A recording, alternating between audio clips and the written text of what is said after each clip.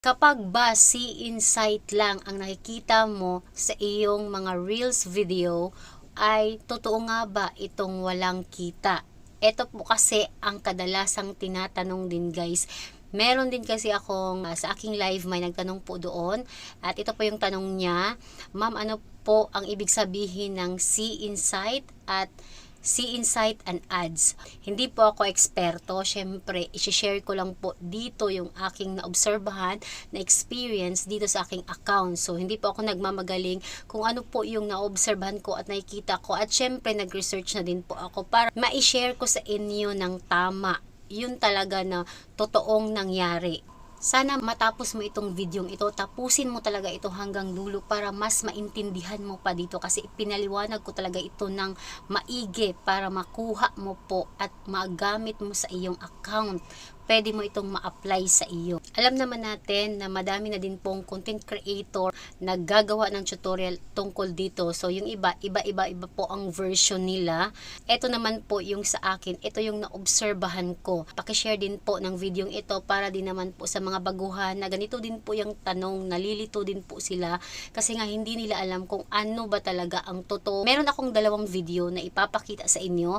Ito po ang isang video ay meron po siyang see insight lang ang nakalagay, at yung isa naman ay see insight and ads na meron po siyang 29.8k views. Yung may see insight and ads. Yung isa naman meron po siyang 210k views na insight lang po ang nakalagay. Meron po akong nakikita guys na nag-post na isang content creator at sinasabi niya kapag see insight ang nakikita sa inyong reels ay wala po yung earnings. Dapat yung reels nyo nakalagay see insight and ads. Hindi po yan siya totoo guys. Unang-una, dapat kayo po ay meron ng ads on reels or na-invite na po kayo sa ads on reels. Syempre, magkakaroon talaga kayo ng kita kapag meron na po kayong monetization ng ads on reels.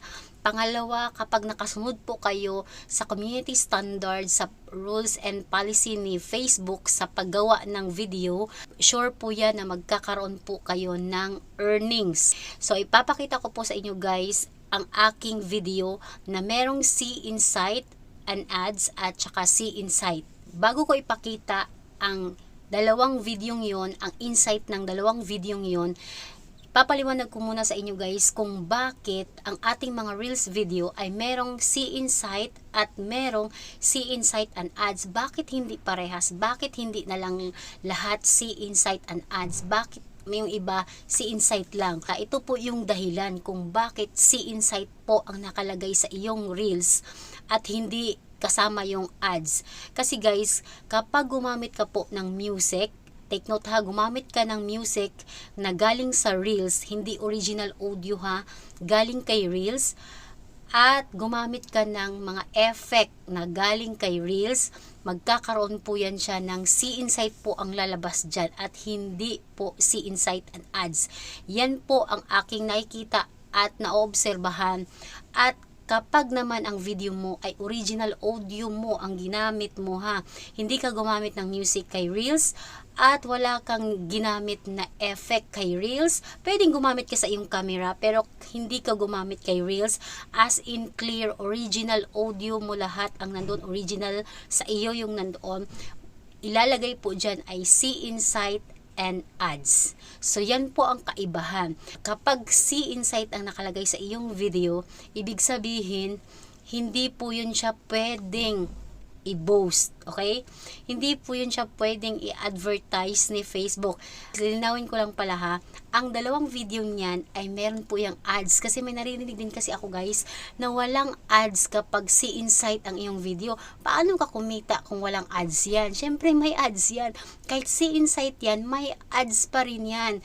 Yung isa naman na see insight and ads, may ads lalo yun. So yung dalawang video mo yan, may ads yan at kumikita ka po dyan, okay? Sa dalawang video yan, mas malaki po ang kikitain mo kapag original lahat ang ginamit mo. Ibig sabihin, kapag gumamit ka ng reels, music, background sa iyong video or effect sa iyong real video, mas mababa po ang earnings compared doon sa video mo na nakalagay see insight and ads. Kasi bakit? Yun po ay lahat original. Walang music at walang effect. Okay? Original po siya lahat at nakalagay doon guys. Yung ads kasi guys, ito yung way na pwede mo siyang i-boast. Allowed siyang i-advertise ni Facebook kasi original po ang nandyan. Kapag kasi yung insight ang nakalagay guys, gumamit ka kasi doon ng music, gumamit ka doon ng effect na anytime po pwede po siyang makopyright. Kapag kasi tayo ay nagbo-post dito, meron din po kasing policy at saka rules sa Facebook dyan. Syempre, kapag binost yan ni Facebook at nag-copyright yung music na ginamit mo, mamumute yan. So, parang hindi naman patas na nagbayad ka doon tapos biglang na-copyright. Kaya hindi siya pasado yung video na yan para i-post. Okay? Yun po yung kaibahan nilang dalawa. Pero syempre guys, ang mahalaga doon is yung kita. So mas malaki po talaga ang kinita ng iyong video kapag ito ay original or ang nakalagay see insight and ads. So, ito po yung unang video guys. Ito yung reels ko na ang nakalagay see insight na meron siyang 210k views. So, click natin yung see insight para makita po natin siya yung anong meron sa loob. Ayan. So, nakikita nyo siya guys, meron siyang 210 points, 1,764 na kumita po siya ng $0.75. So, andyan na po yung reach, yung share, yung reaction, nakalagay po yan siya lahat. Ayan, nakita nyo sa baba, merong earnings, 0.75. So, meron po siyang earnings kahit see insight po ang nakalagay. Pero kung napapansin nyo guys, mabababa po ang kanyang kinita kasi ang taas na po ng views niya. Meron na po siyang 210k views.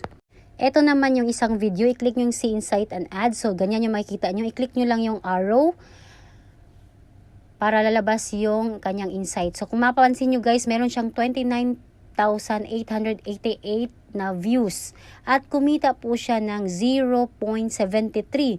O diba ang layo ng agwat nila, 29k lang ito guys, 29.8k pero kaparehas ng kinita sa 210k views.